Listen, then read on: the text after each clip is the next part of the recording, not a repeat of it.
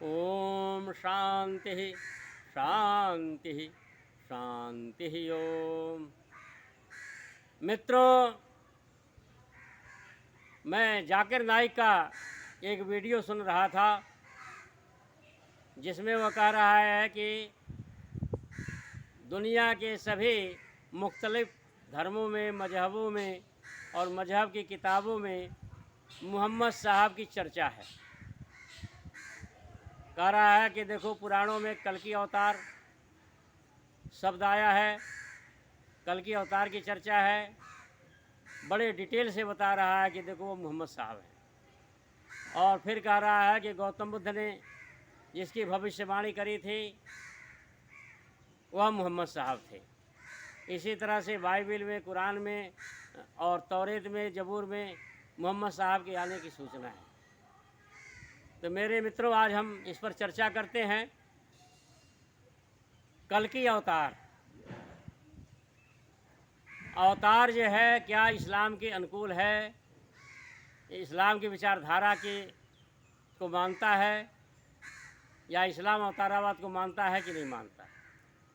पहले हम इस पर चर्चा करते हैं। इस्लाम में ईश्वर के अवतार लेने की कहीं पर भी चर्चा नहीं है। यानी किसी मनुष्य को ईश्वर मानना या ईश्वर का अवतारी पुरुष कहना महापाप है। इस्लाम में दो प्रकार के पाप होते हैं, गुनाह कबीरा और गुनाह सगीरा। कबीर कहते हैं सबसे बड़ा को, और सगीर कहते छोटे को। तो जो छोटे छोटे पाप होते हैं उनको गुनाह सगीरा कहते हैं, और जो बड़े बड़े पाप होते हैं उनको गुनाह कबीरा कहते हैं। तो किसी मनुष्य को ईश्वर का अवतार कहना ये गुनाह कबीरा है, बहुत बड़ा पाप है। क्योंकि इस्लाम की मान्यता के अनुसार खुदा कभी मनुष्य का रूप धारण करके पृथ्वी पर नहीं आता है। आप चाहे तो पूरा इस्लाम का अध्ययन कर लो, किसी मौलाना से, किसी से भी पूछ लो, या चाहे तो जाकिर नाइक से ही पूछ लो कि खुदा इंसान बन कर के कब आता है। वो खुद कहेगा कि नहीं, इंसान बन के कभी नहीं आता। तो जब नहीं आता है तो ये अवतारावाद को क्यों बोलता है कि कल की अवतार जो मोहम्मद साहब थे। और बार बार ये कहते हैं पैगंबर, दुनिया में बहुत से पैगंबर आते हैं, और रामकृष्ण भी पैगंबर थे। जबकि हिंदू धर्म के अनुसार, हिंदू मान्यता के अनुसार इनको अवतारिक पुरुष माना जाता है। तो ये अवतारिक पुरुष को, अवतार को जो है ये पैगंबर कहता है। कल की अवतार होगा, देख लो, यदा यदा ही धर्म से ग्लानिर्भवति भारत, हैं, जब जब होई धर्म की हानि। तो पुराणों में और गीता में मान्यता है कि जब जब धर्म की हानि होती है तो भगवान स्वयं योग माया से प्रकट होते हैं और दुष्टों का विनाश करते हैं, धर्म की स्थापना करते हैं। तो क्या ये इस्लाम की मान्यता के अनुकूल है? किसी से भी आप पूछे, छोटे से छोटा मौलाना हो या बड़े से बड़ा मौलाना हो, क्या दुष्टों के नाश के लिए खुदा कभी पृथ्वी पर आता है? तो कहेंगे नहीं आता है। तो कौन आता है? तो कहता है दूत भेजता है। वह जो है किसको भेजता है? दूत, जिसको रसूल कहते हैं, वह जो है दूत भेजता है, न कि स्वयं आता है। अब जो है कल की अवतार क्या है? कल की अवतार ये है कि कलयुग में एक बार ईश्वर जो है अवतार लेगा, स्वयं आएगा, और उसी को ये जो है क्या कर रहा है? ये मोहम्मद साहब हैं। यानी मोहम्मद साहब जो है क्या थे? खुदा थे। और जबकि खुदा, मोहम्मद साहब को खुदा कहना इस्लाम पर कुठाराघात है। इस्लाम का मटिया मेट करना है अगर मोहम्मद साहब को कोई खुदा कहता है। ये स्वयं जाकिर नाइक ही अपने जितने भी ये बरेलवी ख्याल के हैं, अहले सुन्नी जमात के हैं, और भी जितने लोग हैं उनका विरोध करता है। उनकी मान्यता है कि मोहम्मद साहब मरे नहीं, पर्दा करके, और बहुत सी बातें जो है जो ये कहते हैं या रसूलुल्लाह, वो कहते हैं नहीं, ये नहीं बोलना चाहिए। इस तरह से स्वयं कहते हैं कि जो है मोहम्मद साहब को स्वयं बताता है क्या थे, वो बंदे थे, खुदा के बंदे थे और रसूल थे। रसूल माने दूत थे। तो अब कल की अवतार को जो है ये मोहम्मद साहब कैसे कह सकता है? तो मेरे मित्रों, कल की अवतार जो है अलग चीज़ है, पैगंबर अलग चीज़ है, और जो जाकिर नाइक इतना नासमझ धूर्त प्रकृति का है, यह जो है इन केन प्रकारेण चाहता है कि जो है हिंदू धर्म में इस्लाम की चर्चा बता दें कि मोहम्मद साहब के आने की सूचना है, बाइबल में मोहम्मद साहब के आने की सूचना है, गौतम बुद्ध ने भी भविष्यवाणी की थी आएगा, वो कामिल गुरु आएगा, ऐसा पाखंड फैलाता है। तो मेरे मित्रों, यह जो है जो कहता है कि कल की अवतार मोहम्मद साहब थे और मोहम्मद साहब कल की अवतार थे, तो निश्चित रूप से यह इस्लाम के बिल्कुल विपरीत बात करता है। इस्लाम के बिल्कुल विपरीत बात यानी कुफ्र है, उसका कहना ये कुफ्र है, शिर्क है, जाकिर नाइक का ऐसा कहना। अब बातें आती हैं गौतम बुद्ध की। गौतम बुद्ध जब बीमार पड़े, उनका अंतिम समय आया, उनका शिष्य आनंद बड़ा दुखी था, वो कहने लगा हमें ढाढ़स कौन बधाएगा, हमें सच्चा मार्ग कौन दिखाएगा, हमें शांति का मार्ग कौन दिखाएगा, हमारे दुखों को कौन दूर करेगा। तो उन्होंने कहा चिंता मत करो, मेरे बाद भी गुरु आएगा और मुझसे अच्छा गुरु आएगा। तो फिर क्या हुआ? तो कई सौ साल बाद महागुरु आ गए, कई सौ साल बाद महागुरु आ गए 6ठी शताब्दी में।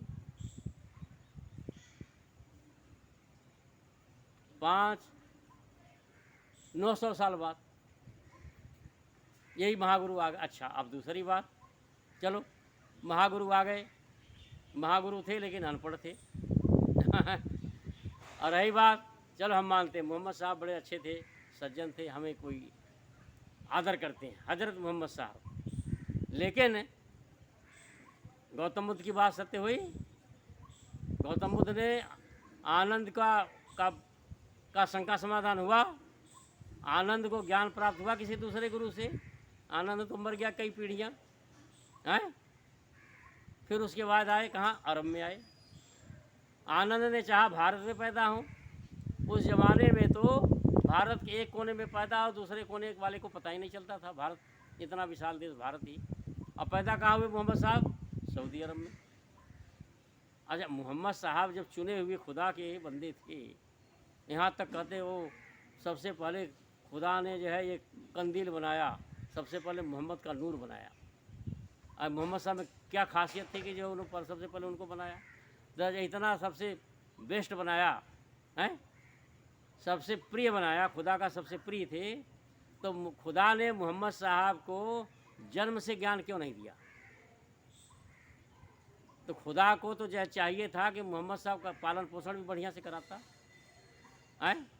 इसका मतलब खुदा तो जो है स्वयं मोहम्मद साहब को पसंद नहीं करता था, इसीलिए जो है बाप को मार दिया है। खुदा ने जब मोहम्मद साहब खुदा के सबसे प्रिय थे, तो खुदा ने मोहम्मद साहब के पिता को क्यों मार दिया? जन्म से पहले ही। फिर उसके बाद खुदा ने क्या किया? जब ये 6 साल के थे तो माँ को भी मार दिया। कैसा खुदा है कि अपने सबसे प्रिय को जो है अनाथ कर दिया? अब बताओ, जो सबसे प्रिय होता है उसको कोई अनाथ कर सकता है? मान लो कि हम किसी चीज़ को पालते हैं, ये गाय को हमने पाला, तो क्या हम चाहेंगे कि बेचारी एक दिन भी भूखी रहे? जब सबसे ज़्यादा प्यार करते हैं तो उसके पीढ़ी दर पीढ़ी जो हम उसका ध्यान रखेंगे। तो मोहम्मद साहब जब सबसे प्रिय थे खुदा के, तो अनाथ क्यों कर दिया? जन्म से पहले ही। फिर उसके बाद माँ को भी मार दिया, फिर दाई हलीमा के वहाँ गए, वहाँ रहे, फिर वहाँ उसने पढ़ा भी नहीं है। ऐसी परिस्थितियाँ क्यों पैदा कर दी सबसे प्रिय के लिए? तो बेचारा पढ़ भी नहीं पाए, थे तो बड़े अच्छे, 40 उनका चरित्र बड़ा अच्छा था, कुछ काल बड़े हमेशा बड़े अच्छे थे, हम मानते हैं मोहम्मद साहब बहुत अच्छे थे। लेकिन ऐसा दुख क्यों दिया? अब गरीबी में उनका बाल्यकाल कटा और किसी खतीजा के वहाँ नौकरी करी। ऐसा क्यों किया खुदा ने? सारे सुख सुविधाएं क्यों नहीं दी कि पिता का साया हमेशा बना रहता, माँ का प्यार हमेशा मिलता है। अच्छा चलो, अब उसके बाद ये है जब खुदा का प्यारे थे, अब खुदा ने पहले से ही चुन रखा था कि हमारा प्रिय रसूल होगा, तो उनको ज्ञान क्यों नहीं दिया? क्यों 40 साल तक इंतजार किया कि अब नहीं अब नहीं अब नहीं, 40 साल की उम्र में ज्ञान देंगे? पहले ही ज्ञान दे देता। ईसाइयों की मान्यता के अनुसार तो ईसा मसीह को बचपन में ज्ञान दे दिया था। आदि शंकराचार्य 10 साल की उम्र में घर छोड़ दिए, 21 साल की उम्र में संन्यास लिया, 32 साल की उम्र संन्यास छोड़ दिया, इतने सारे ग्रंथों की रचना करी, इतने बड़े ज्ञानी बन गए। ईसा मसीह, ईसाई के अनुसार ईसा मसीह बचपन में ही ज्ञानी थे। और भी बहुत से बड़े महापुरुष हुए। महर्षि दयानंद सरस्वती बचपन में ही यजुर्वेद कंठस्थ कर लिए थे। तो मोहम्मद साहब के अंदर ये खूबियाँ क्यों नहीं आईं जब खुदा के सबसे प्यारे थे? हैं? खुदा के जब सबसे प्यारे थे, ये खूबियाँ क्यों नहीं आई? 40 साल की उम्र तक क्यों रखा? अपने ज्ञान से वंचित क्यों रखा? अगर मोहम्मद साहब बचपन से उपदेश देते तो हो सकता वो ज्ञान सर्वत्र पूरे विश्व में फैल जाता उन्हीं के जीवन काल में। 23 साल तक केवल उन्होंने प्रतीक दिया। तो 23 साल क्यों? अरे 10 साल की उम्र में ज्ञान दे देता। 30 साल और 53 साल वो प्रचार करते तो और फैला होता ना। यूरोप में भी जाता, चीन में भी जाता, यहाँ जाता, वहाँ जाता, सर्वत्र जाता। उनका इस्लाम क्यों नहीं रख? खुदा ने ऐसा पक्षपात क्यों किया? अब रही बात, गौतम बुद्ध ने कहा महागुरु आएगा जो बड़ा कामिल गुरु होगा, पूर्ण ज्ञानी होगा। अब हम देखते गौतम बुद्ध का ज्ञान और मोहम्मद साहब का ज्ञान। तो हम तो देखते मोहम्मद साहब का जीवन, गौतम बुद्ध का, दोनों में तो जमीन आसमान का अंतर है। गौतम बुद्ध पूरब जाते हैं, मोहम्मद साहब पश्चिम जाते हैं। कोई मेल तो है ही नहीं। मोहम्मद साहब का जीवन, मोहम्मद साहब की का उपदेश और गौतम बुद्ध का उपदेश कुछ है, मिलता जुलता है कुछ? गौतम बुद्ध करुणा दया प्रेम के सागर, मोहम्मद साहब लड़ाई लड़ने वाले, कितनी लड़ाइयाँ लड़ी और क्या क्या किया ये सबको पता है। गौतम बुद्ध ने कभी किसी के ऊपर क्रोध भी किया, कभी किसी से बदला लिया? गौतम बुद्ध जो है वो तो अंगुली माल खड़ा था तलवार लेकर के। गौतम बुद्ध मुस्कुरा रहे, गौतम बुद्ध मुस्कुरा रहे थे। उनके इस धैर्य को, साहस को, प्रसन्नता को, शांति को देख करके अंगुलीमल पैरों में गिर पड़ता है। अब तलवार, मोहम्मद साहब तो तलवार चलाते थे, कितनी लड़ाइयाँ लड़ी। और उनके शिष्यों ने कितने खून बहाए, यहाँ तक कि घर में ही लड़ाई। उमर फारूक को मार दिया गया, उस्मान को मार दिया गया, अली को मार दिया गया, हसन को मार दिया गया, हुसैन को मार दिया गया और लाखों मोहम्मद साहब के शिष्य मारे गए आपस की लड़ाई में। और गौतम बुद्ध का क्या उपदेश? जो लड़ रहे थे तलवार छोड़ करके भागते थे। सम्राट अशोक गौतम बुद्ध का अनुयायी कैसे बना? सम्राट अशोक लड़ाई लड़ने के बाद अपने सेनापतियों के साथ कहता है चलो देखते हैं कि कितने लोग मारे गए। सेनापतियों के साथ घोड़े पर सवार होकर के मैदान, जंग मैदान में जाता है, देखता है कोई चीख रहा है पानी पानी पानी, कोई माँ को बुला रहा है, कोई पिता को बुला रहा है, कोई कह रहा बचाओ बचाओ बचाओ। कहीं घायल पड़ा व्यक्ति है चील कौवा नोच रहे हैं उसको और वो चीख रहा है। कहीं किसी घायल व्यक्ति को कुत्ते नोच रहे हैं, कहीं गीदड़ नोच रहे हैं और चीख रहा है, अरे बचाओ बचाओ बचाओ। तब तक देखता है 12-13 साल का बालक सन्यासी के भेष में जा रहा है। इधर से सम्राट अशोक जा रहा है, उधर से एक सन्यासी बालक आ रहा है। ये घटनाएं देख करके उसका हृदय व्यथित था कि मैंने बहुतों को मारा, कितनों को मारा।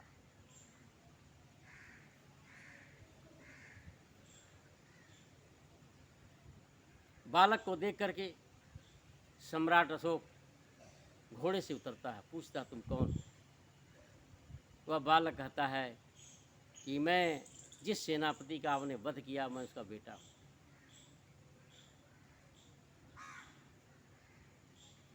सम्राट अशोक पूछता है क्या तुम मुझसे घृणा करते हो? तो बालक कहता नहीं, मैं घृणा नहीं करता। कहता क्यों? कहा मुझे गौतम बुद्ध ने ये उपदेश दिया है, किसी से घृणा मत करो, सबसे प्यार करो। सम्राट अशोक विचलित हो जाता है, व्यथित हो जाता है।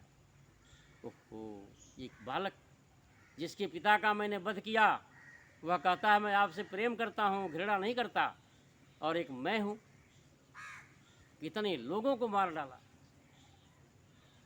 और फिर तलवार फेंक करके जाता है, कहता है बुद्धम शरणम गच्छामि। भगवान बुद्ध का उपदेश तो ये था, तलवार फेंकना। गौतम बुद्ध कहते थे तलवार फेंको, तलवार फेंको, तलवार फेंको। हिंसा नहीं अहिंसा, घृणा नहीं प्यार, मानवता, करुणा, दया, प्रेम। मोहम्मद साहब का कहीं मिलता है तो कैसे गौतम बुद्ध कह सकते आएगा एक कामिल गुरु है, जिसके आने से खून की नदियां बह जाएंगी, जिसके चेले ही मारे जाएंगे। मोहम्मद साहब का दूसरा उत्तराधिकारी उमर फारूक नमाज में मारा गया, नमाज पढ़ते हुए मार दिया। उस्मान को मार दिया, अली को भी मार दिया, अली के दोनों बच्चों को मार दिया। करबला में 72 लोगों को कैसे कैसे कत्ल किया गया। और कितने आयशा से अली की लड़ाई हुई, कितने जो है हम सहाबी मारे गए, कितने मुसलमान मारे गए। क्या परिणाम निकला मोहम्मद साहब का? क्या उपदेश मोहम्मद साहब का उपदेश, उनका चरित्र गौतम बुद्ध से मेल खाता है मेरे मित्रों? तो गौतम बुद्ध कैसे कह सकते एक कामिल गुरु आएगा? आया? क्या वो गौतम बुद्ध थे? गौतम बुद्ध जैसा थे वो? अरे जरा निष्पक्ष होकर के विचार। तो मेरे मित्रों, ये जो जाकिर नाइक कहता है कि कल की अवतार देखो, पुराणों में मोहम्मद साहब के आने की सूचना है, कल की अवतार मोहम्मद साहब थे, ये सरासर झूठ बोलता है और इस्लाम के बिल्कुल विरुद्ध बोलता है। जो किसी मनुष्य को, कोई मुसलमान अगर किसी मनुष्य को ईश्वर का अवतार कहता है या ईश्वर कहता है, वह इस्लाम के बिल्कुल विरुद्ध बोलता है, वह शिर्क है, इस्लाम के खिलाफ है, कुफ्र है। और जाकिर नाइक कुफ्र करता है, इस्लाम के खिलाफ चलता है। जाकर के किसी मौलाना से पूछ लेना ये मेरी बात सत्य है कि नहीं है।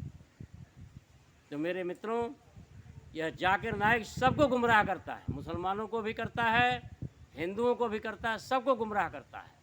इसकी बातों पर विश्वास नहीं करना चाहिए। यह झूठा आदमी है। इत्यो।